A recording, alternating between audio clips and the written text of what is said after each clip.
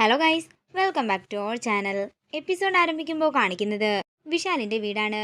വിഷമത്തോടെ പാറു വിശാലിന്റെ മുറിയിൽ നിന്നും ഇറങ്ങിപ്പോകുന്നത് കണ്ടിട്ട് ഗാർഗി അങ്ങോട്ടേക്ക് ചെല്ലുകയാണ്. വിശാൽ ബ്രോ, പാർവതി എന്താ പറഞ്ഞത്? ഞാനൊന്നും പറഞ്ഞിട്ടില്ല. ഇവിടെ നടന്ന കാര്യങ്ങൾക്കൊക്കെ നീയും ദൃക്സാക്ഷിയാണല്ലോ എന്ന് വിശാൽ പറയുമ്പോൾ ഗാർഗി ചോദിക്കുകയാണ്, അതിനുവേണ്ടി അവൾ എന്ത് തെറ്റാ ചെയ്തത്? വിശാൽ ബ്രോ എന്തിനാ അവളെ ഇങ്ങനെ അവഗണിക്കുന്നതും ഒഴിവാക്കുന്നതും? ദേ ഗാർഗി, എനിക്ക് അവളെക്കുറിച്ച് ഒന്നും തന്നെ സംസാരിക്കാനില്ല. എന്നാലും എനിക്ക് കാര്യം അറിയണമെന്ന് ഗാർഗി പറയുമ്പോൾ വിശാല ദേഷ്യത്തോടെ പറയുകയാണ്, എനിക്ക് പാർവതിയെ ഇഷ്ടമല്ല. ഭർത്താക്കന്മാരെല്ലാവരും അല്ലെങ്കിലും ഇങ്ങനെ തന്നെയാണ്. ഭാര്യമാര് എന്തിനൊക്കെ കൂടെ നിന്നാലും ഒരു നിസ്സാര സംശയം വന്നാൽ മതി, അതോടെ അവരെ ഇഷ്ടമല്ലെന്നും വെറുപ്പാണെന്നുമൊക്കെ പറഞ്ഞുകൊണ്ട് നടക്കും. ഗായത്രിയമ്മയുടെ ആത്മാവിനെ കണ്ടെന്ന് പറഞ്ഞ് അവളെന്തിനാ എല്ലാവരോടും നുണ പറഞ്ഞത്? അത് മാത്രം എനിക്കറിഞ്ഞാൽ മതി. ഇതിനുള്ള ഉത്തരമാണോ ബ്രോയ്ക്ക് അറിയേണ്ടതെന്ന് ഗാർഗി ചോദിക്കുമ്പോൾ വിശാൽ പറയുകയാണ്, ദേ ഗാർഗി, നീ വെറുതെ അവളുടെ സൈഡ് പിടിക്കാൻ നിൽക്കരുത്. എന്താണെങ്കിലും ഇത്രയൊക്കെ ആയ സ്ഥിതിക്ക് സത്യം ഇനി ബ്രോ അറിയണം. എന്തടിസ്ഥാനത്തിലാ ഗായത്രിയമ്മയുടെ ആത്മാവ് വന്നില്ലെന്ന് ബ്രോ പറയുന്നത്? വിശാൽ ബ്രോ, താങ്കൾക്ക് തെറ്റുപറ്റി. ഗായത്രിയമ്മയുടെ ആത്മാവ് ഇവിടെ വന്നിട്ടുണ്ടായിരുന്നു. പക്ഷേ ഗായത്രിയമ്മയുടെ ആത്മാവിനെ നിങ്ങളാരും കണ്ടില്ല.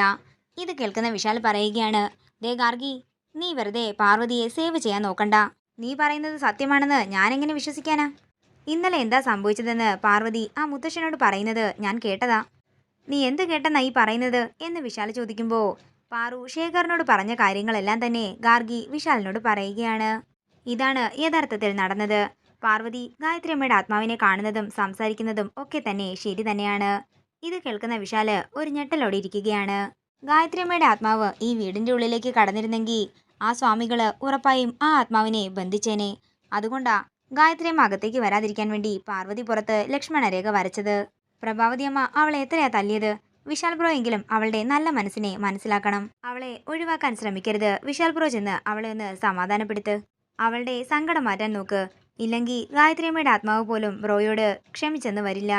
ഇതെല്ലാം കേട്ട് വിശാല് ഒരു ഞെട്ടലോടെ നിൽക്കുമ്പോൾ ഗാർഗി പറയുകയാണ്, ഉദയനൂരമ്പലത്തിൽ വെച്ച് വിശാൽ ബ്രോയുടെ ജീവൻ രക്ഷിച്ചത് ആ കമ്മലല്ലേ?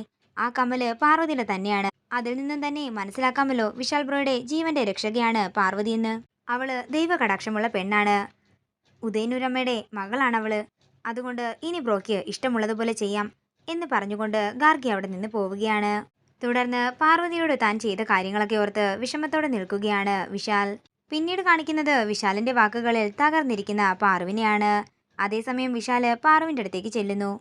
തുടർന്ന് വിശാല് പാറുവിന്റെ അടുത്തേക്ക് ചെന്ന് തറയിലിരിക്കുകയാണ്.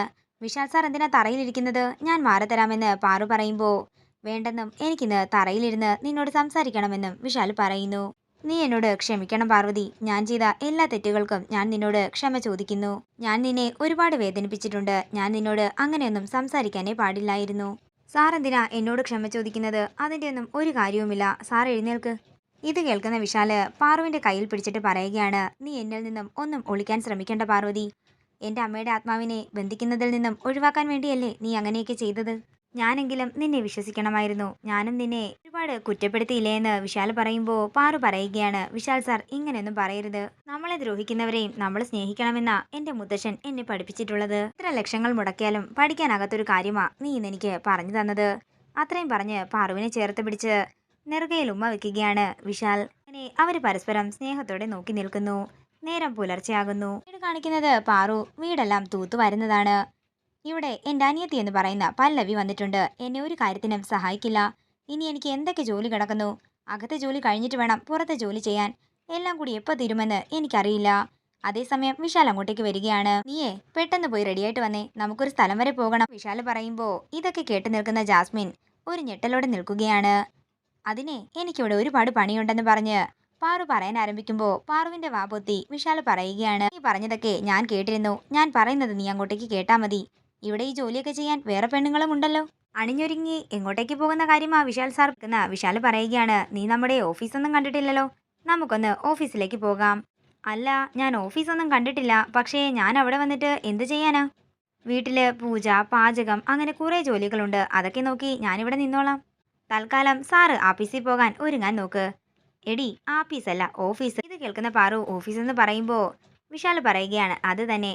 എന്താണെങ്കിലും ശരി, എനിക്കിന്ന് പുറത്തേക്ക് വരാനൊന്നും ഒട്ടും സമയമില്ലെന്ന് പാറു പറയുമ്പോൾ ഇതെല്ലാം കേട്ട് ദേഷ്യത്തോടെ നിൽക്കുകയാണ് ജാസ്മിൻ.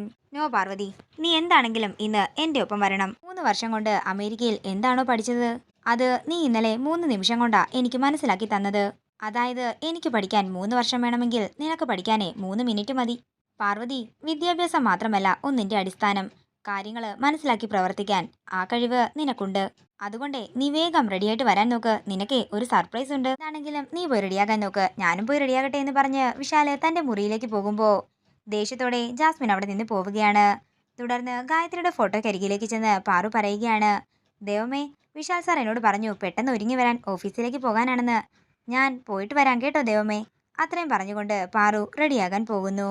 പിന്നീട് കാണിക്കുന്നത് പ്രഭാവതിയെയും പ്രതാപനെയുമാണ്. പ്രഭാവതി പറയുകയാണ്, പ്രതാപ, ഈ പാർവതി ഒരു ഫീനിക്സ് പക്ഷിയെ പോലെയാണ്.